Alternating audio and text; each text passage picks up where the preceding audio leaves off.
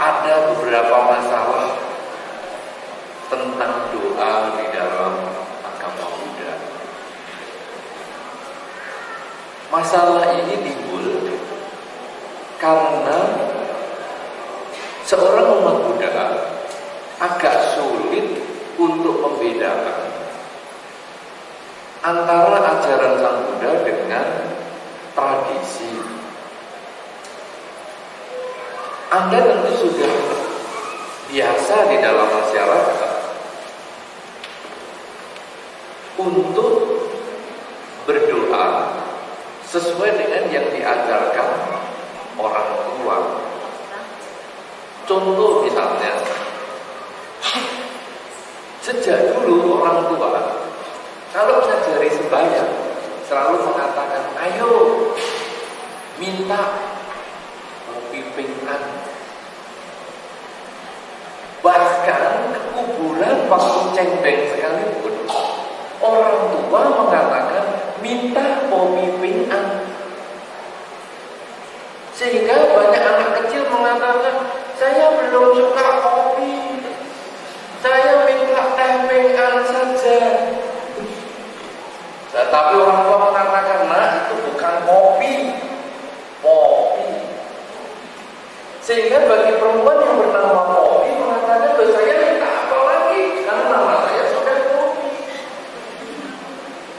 Tetapi itu intinya adalah bahwa orang tua mengajarkan kepada anaknya untuk meminta.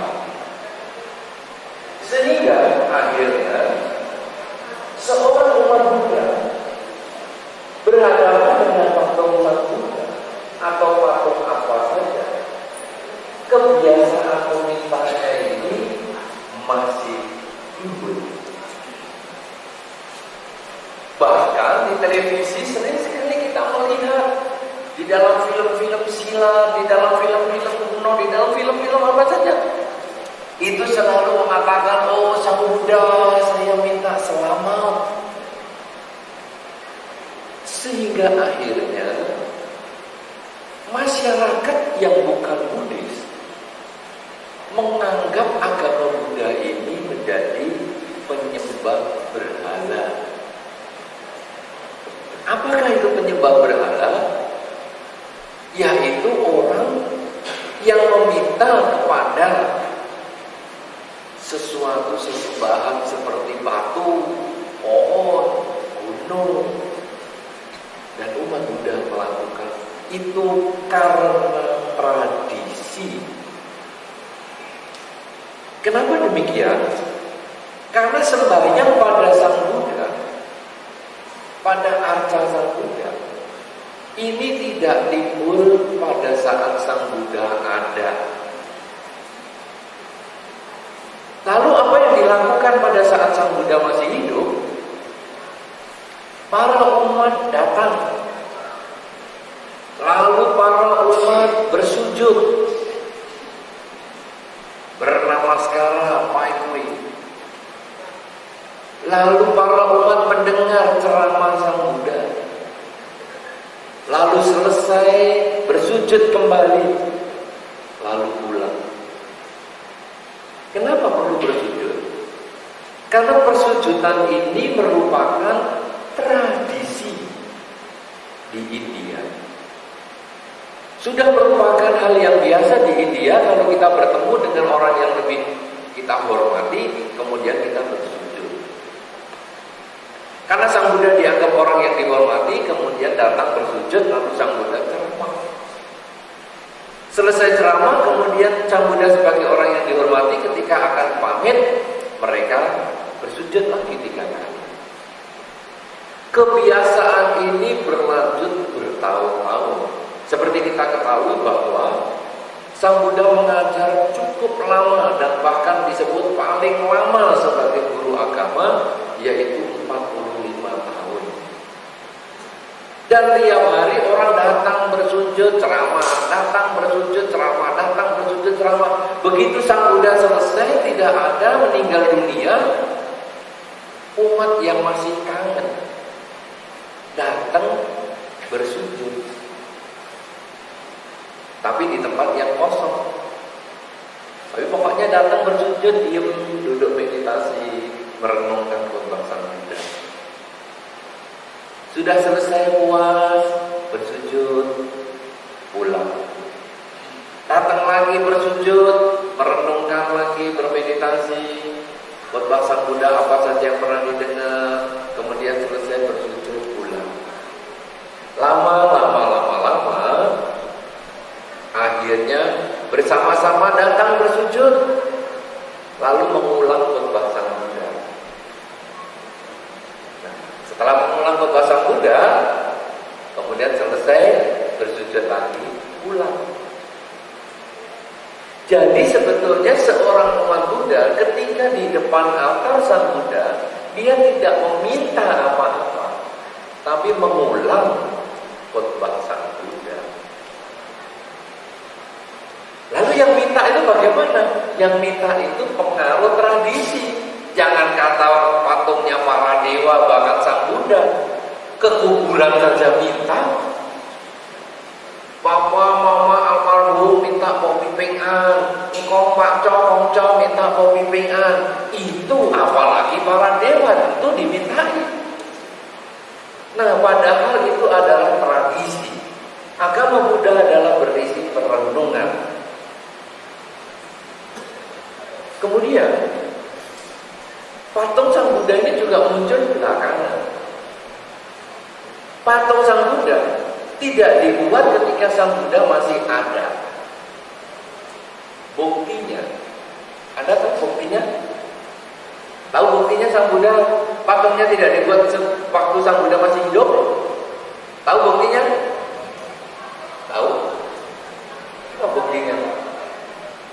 Buktinya patung Sang Buddha mukanya tidak sama. Contoh, ini Sang Buddha atau bukan? Sang Buddha atau bukan? Sang Buddha atau bukan? Sang Buddha atau bukan? Hah? Ya, ya. Sepertinya tidak tahu Sang Buddha. Cuma karena pakai Pak Buddha, saya pikir wah, apa Yosef ya? Karena biasanya itu, tapi karena Yosef biasanya sama Omnitopus sama biasanya juga ada Sambobut itu loh, ya. Tapi ini saya kira Sang Buddha, yaitu Buddha pertama. Nah, saudara-saudara, patung Sang Buddha dalam versi ini, silakan. Patung Sang Buddha dalam versi ini adalah patung Sang Buddha versi Tiongkok. Kalau Anda melihat wajahnya, saya yakin tidak timbul kesan Sang Buddha orang India. Padahal Anda tahu kan, Sang Buddha berasal dari India, ya kan? Tapi ada di sana orang India? Ada? Tidak ada. Kemudian kalau Anda pergi ke Borobudur, yang menjadi simbol agama Buddha di Indonesia, patung Buddhanya beda lagi. Apakah itu juga kayak orang India? Tidak juga.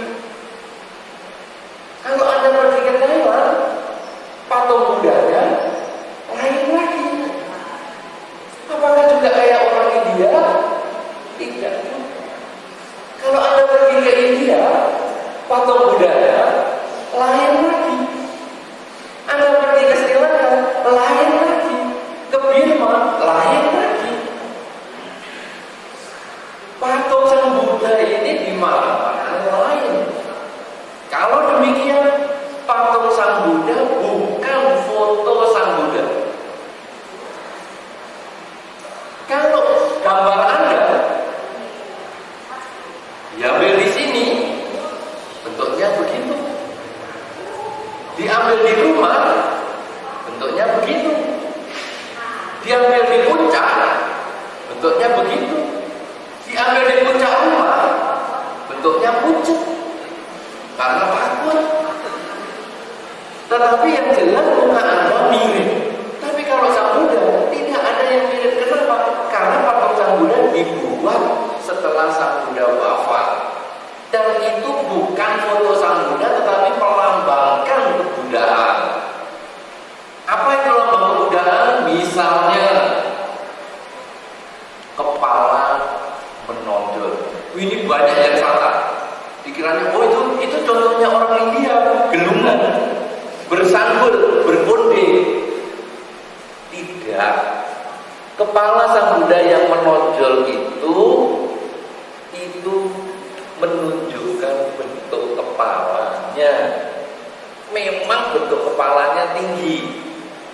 Kalau Anda pegang baik-baik, coba Anda pegang tubuh Anda, lalu Anda pegang dari kuping kiri ke kuping kanan arahnya, coba Anda gosok. Ayo sekarang digosok. Bagi wanita yang berjambul ya nggak usah digosok. Ke arah kuping kiri kanan ya, ke arah kuping kiri kanan. Anda akan melihat ada sesuatu yang menonjol di situ. Ada terasa menonjol. Nah, Sang Buddha menonjol sekali, sehingga digambarkan sampai seperti bergelung. Itu melambangkan kemampuan meditasi yang hebat. Aslinya begitu atau tidak? Tidak ada yang pernah tahu. Tetapi itu melambangkan kemampuan meditasi yang bagus. Kemudian di atas tonjolan itu ada yang mengkilap. Ya, kelihatan dari bawah. Kelihatan dari bawah kan? Ada yang mengkilap di atasnya. Itu adalah melambangkan api. Kenapa? Karena wajah Sang Buddha dikatakan bercahaya. Kalau patung kan gambarkan cahaya kan susah. Lalu digambarkan di puncak kepala itu ada apinya. Jadi sebetulnya sekali lagi gambar atau patung Sang Buddha itu hanya melambangkan kebudayaan. Lalu telinga yang panjang. Telinga yang panjang adalah lambang kebudayaan juga. Ada yang umurnya panjang, kebijaksanaan, dan sebagainya.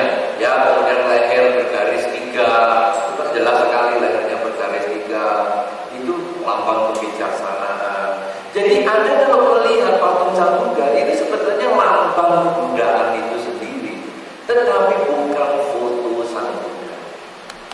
Sehingga ketika Anda datang bersujud, itu sebetulnya seolah-olah bersujud kepada Sang Buddha. Kemudian pada saat Anda di depan Sang Buddha, Anda bukan meminta kepada Sang Buddha. Kalau meminta itu adalah tradisi, tetapi kita mengulang khotbah Sang Buddha. Karena itu kalau di sini kemudian ada kebiasaan seminggu 2 kali membaca sutra-sutra.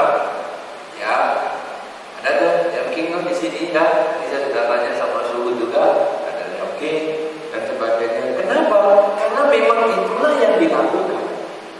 Mengulang khotbah Sang Buddha. Apa sih yang dulu diomong? Dulu ngomongnya pakai bahasa Mandarin, tidak, itu sudah diterjemahkan. Tapi intinya sama, karena itu namanya bahan terjemahan. Ya, jadi apalagi kalau Anda bisa mengerti isinya, itu jauh lebih bagus. Karena itu adalah khotbah Sang Buddha. Siapa yang biasa nyamking di sini? Siapa yang biasa nyamking di sini? Tidak ada. Sudah. Oh, sudah banyak ya. Ngerti artinya kan? Ngerti artinya kan? Belum ngerti artinya, harus ngerti. Ya, nanti lain kesempatan belajar, terjemahannya dibaca. Kalau memang tidak bisa ngerti karena itu bahasa Mandarin yang tinggi filsafatnya, baca terjemahannya. Karena yang penting adalah mengerti artinya untuk kemudian kita praktekkan di dalam kehidupan sehari-hari. Itu kuncinya. Nah, sekarang orang mengatakan, loh, saya sekarang punya permintaan, saya kepingin berdoa menurut tradisi saya. Dulu kan saya juga kepingin, saya pengen minta panjang umur, saya pengen enteng jodoh, saya pengen ini, saya pengen itu. Apa bisa saya meminta? Di dalam Dharma, secara tradisi, kalau kita mau mendapatkan sesuatu, maka kita harus menanam sesuatu. Kalau Anda ingin mendapatkan bunga yang berwarna merah, maka Anda harus menanam bibit bunga yang sejenis. Kalau Anda ingin bunga yang berwarna kuning, tanamlah bibit bunga yang tidak berwarna kuning. Anda tidak akan mendapatkan bunga berwarna kuning ketika Anda menanam bibit yang berwarna merah. Ketika Anda ingin misalnya banyak rezeki, maka Anda harus menanam rezeki juga. Loh, apa itu menanam rezeki? Misalnya, tadi saya sudah tanya kepada suku juga, apa yang kegiatannya di sini dilakukan. Oh, katanya sering bakti sosial kemana-mana ya, ke panti asuhan dan sebagainya. Itu adalah menanam kebajikan, yang itu bisa kita arahkan kebajikan itu untuk harapan kita. Setelah Anda membaca doa, yakin misalnya, kemudian Anda mengucapkan tekad. Semoga dengan kebaikan yang saya lakukan ini, dengan yakin dan tadi pergi ke panti asuhan ini, semoga akan membuahkan kebahagiaan dalam bentuk rezekinya banyak. Kemudian function, sering melepas makhluk. Tadi juga menjadi kegiatan rutin di sini. Kemudian Anda juga bertekad, semoga dengan saya melepas makhluk ini, saya pun terlepas dari kesulitan sebab bermacam-macam masalah.